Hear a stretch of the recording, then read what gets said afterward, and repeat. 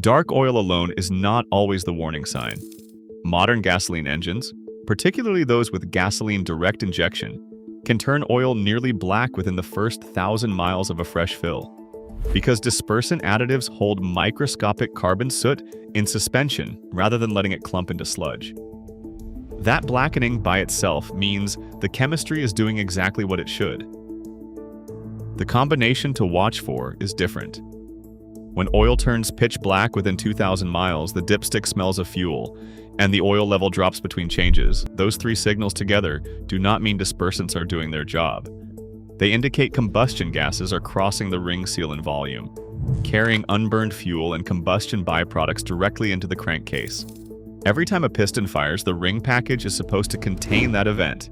The pressure, the heat, the gases. In a healthy engine it does, mostly. In every engine, even a healthy one, a small fraction of combustion gases slips past the rings and enters the crankcase. Engineers call that blow-by. What those gases carry into the oil supply is what turns your oil from amber to black and from lubricant to something closer to a corrosive slurry. Understanding blow-by starts with understanding what combustion actually produces. When gasoline burns in the cylinder, the reaction generates water vapor, unburned hydrocarbons, and nitrogen oxides. In a sealed combustion chamber, all of that exits through the exhaust valve. Past a ring seal that is not perfectly tight, it finds another path, straight down into the crankcase and into the oil. The water vapor hits first. Short trips that never bring the engine to full operating temperature allow water vapor to condense inside the crankcase before the positive crankcase ventilation system can route it back to the intake manifold. That condensed water mixes directly into the oil. As little as 0.2% water content by volume begins to compromise the oil film. At 1%, the film breakdown is already serious.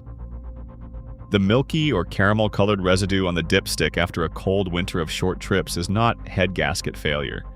It is condensed blow-by that never had a chance to cook off. The acid load in a modern gasoline engine comes primarily from nitrogen oxides. When Tier 3 gasoline regulations took full effect in the United States, they capped fuel sulfur at 10 parts per million. That was down from levels that once ran in the hundreds. Sulfurous acid, which used to be a significant engine killer in older vehicles, has largely been removed from the equation by cleaner fuel. What remains is the nitrogen oxide contribution. Combustion gases combine with water vapor inside the crankcase to form nitric acid. Nitric acid attacks the total base number of the oil the same way sulfurous acid once did, just from a different source. Fresh conventional oil starts with a total base number around 6 to 8. Synthetic oil runs 8 to 12 depending on the formulation. Once that number reaches 0, the acid goes directly to work on metal, bearing journals, cam lobes, cylinder walls. In an engine producing normal blow-by volumes, that alkaline reserve depletes gradually over the service interval. In an engine producing excessive blow-by from worn or stuck rings, the acid load arrives faster than the reserve can handle it. The chemistry that should take 7,000 miles to exhaust can run out in half that.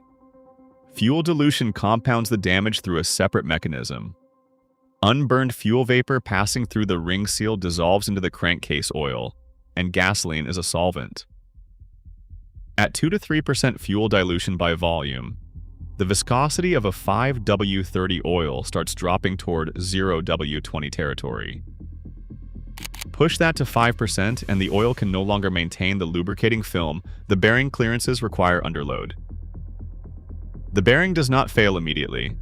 Metal-to-metal contact starts at the microscopic level, and iron parts per million in a used oil sample climb with every heat cycle. That iron number is the early warning most people never see. They never pull a used oil sample, so they never see it coming.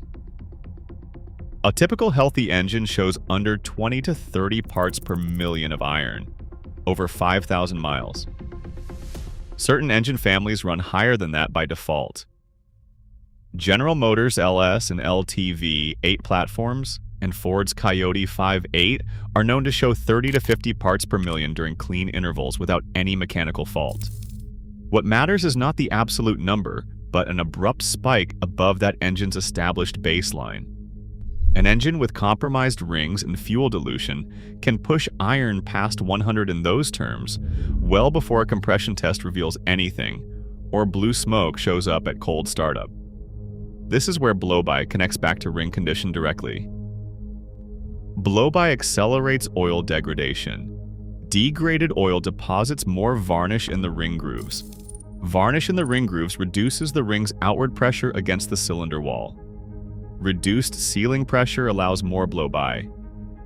The cycle tightens with every interval that passes without an oil change, and it runs faster in engines using conventional Group 1 base stock, because those oils oxidize under the acid and heat load faster than Group 3 or Group 4 synthetics do. The positive crankcase ventilation system exists to interrupt that cycle. By 1968, it was required on all new vehicles sold in the United States under the Clean Air Act, making it one of the earliest emissions control devices mandated for American passenger cars. A functioning positive crankcase ventilation valve meters blow-by gases from the crankcase back through the intake manifold, where they re-enter the combustion process instead of saturating the oil. A valve that sticks closed lets crankcase pressure build until it pushes out through gaskets and seals.